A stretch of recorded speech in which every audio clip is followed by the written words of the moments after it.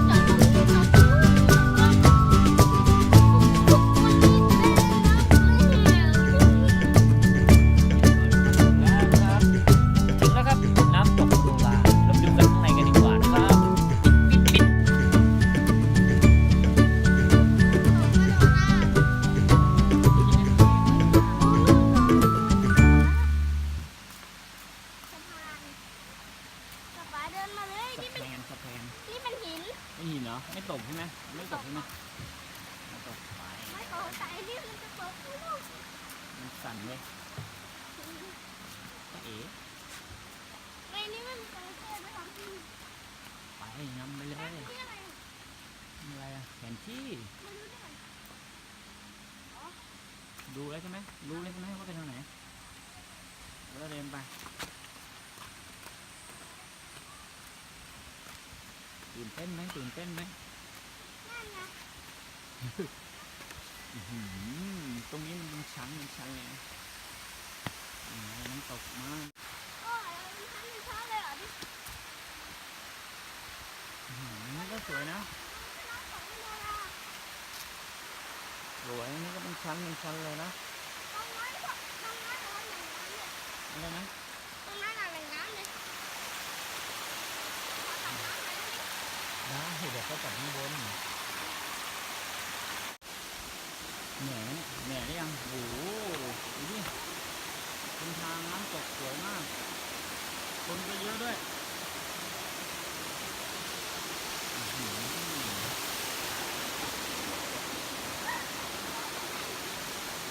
โอ้โหนู้นอีกเหรอเดินข้างในเดินฝั่งข้างในหน่อยเดินวิ่งถ่ายรูปดูด้วยดูคนด้วย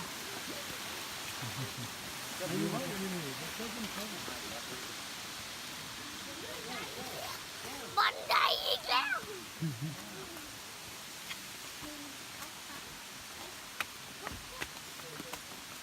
อย่ารีบตรงนี้ก็บันไดอะไรจะบันไดเยอะขนาด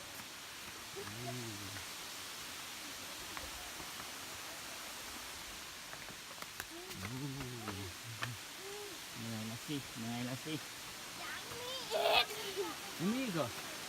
โอ้โหเขาไปตรงไหนกันวะเนี่ยเขาเล่นกันตรงเนี้ยลูกเอาขึ้นตรงนั้นเลยเดินเลยโอเคไปกันต่อเลือกบ่อที่สวยที่สุดเลยอ่ะดีครับ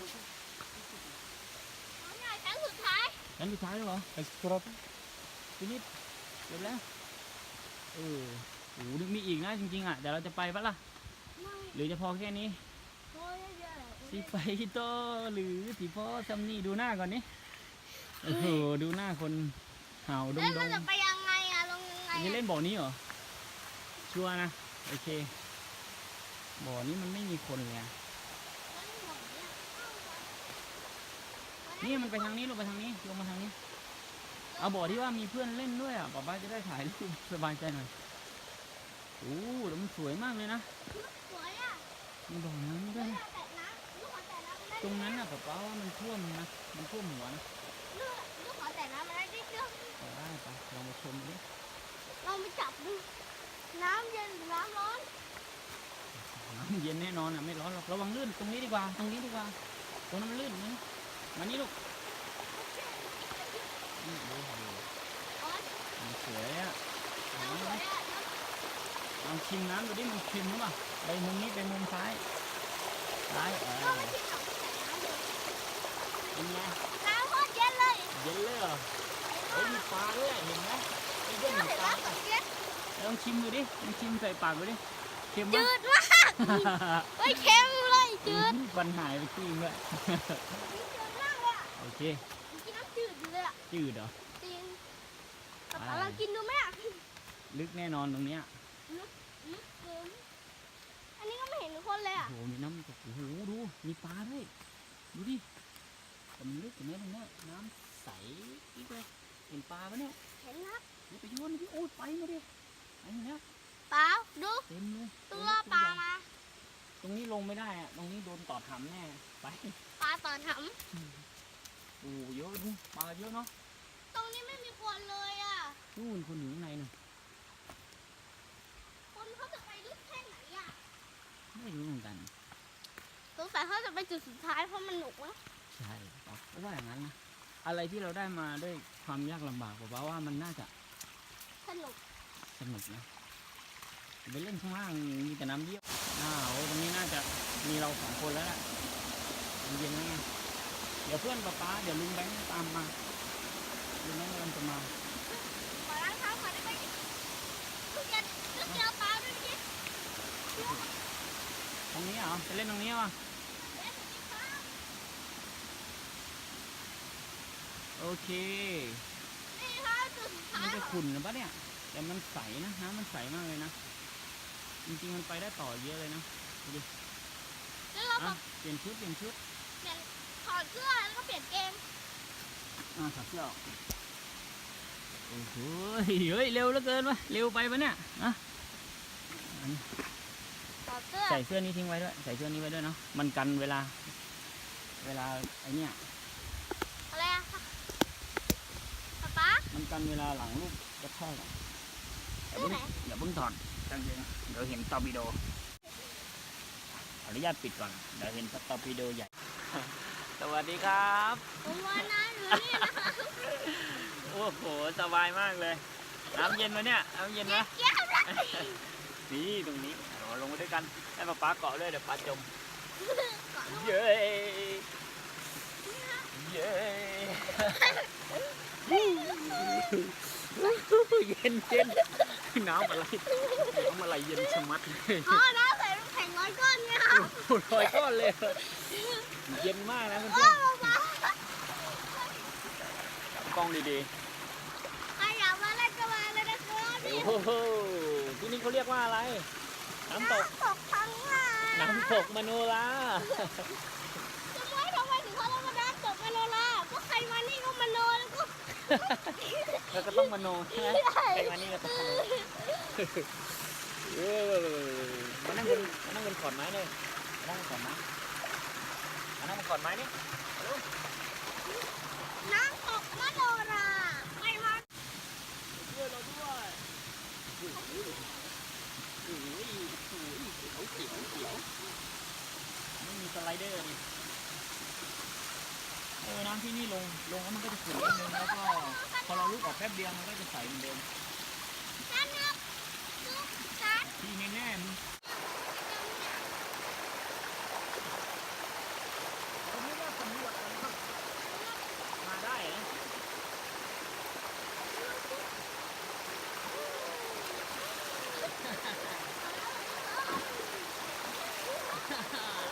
มาเลย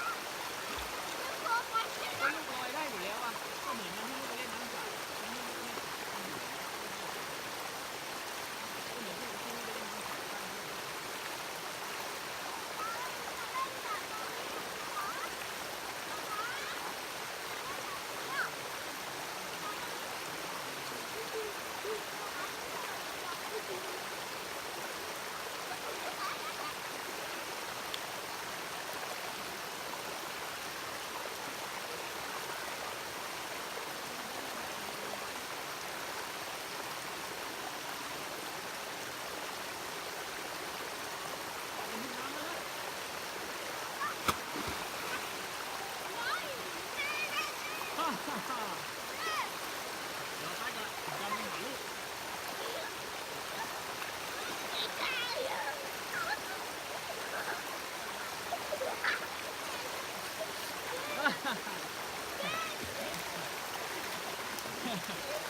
ตรงนั้นอ่ะ เฮ้ยตรงนี้ลูก ป๊าป๊ามีคนมาสองคน โอ้ อยู่นี่อยู่นี่อยู่นี่นี่เอามายืนให้เรา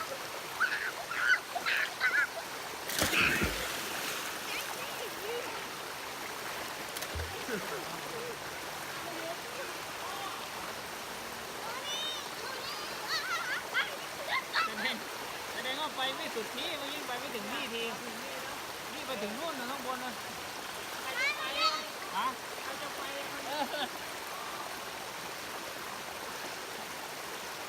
เราเร็วสิลาไปชั่วโมงแล้ว สวัสดีครับสวัสดีครับลุงแบงค์ ส ลุ วั ง ส มา ดี นะครับ แต่ลาไปชั่วโมงแล้วลาไปชั่วโมงแล้วใส่เสื้อนั่นกล้องครับนั่นกล้อง เป็นยังไงบ้างครับสำหรับคลิปแรกของพวกเรา ขอขอบคุณที่รับชมจนจบนะครับ ยังไงก็ขอจบคลิปนี้ไว้เพียงเท่านี้นะครับ ขอบคุณครับ บ๊ายบาย